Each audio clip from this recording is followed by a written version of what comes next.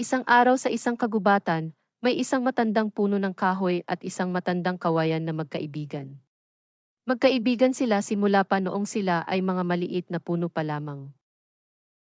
Sa paglipas ng panahon, dumating ang malakas na bagyo na nagdala ng malakas na hangin at ulan. Dahil sa lakas ng hangin, naputol ang mga sanga ng puno ng kahoy at bumagsak ito. Sa kabilang banda, nanatili namang matatag ang matandang kawayan. Pagkatapos ng bagyo, nag-usap ang puno ng kahoy at kawayan.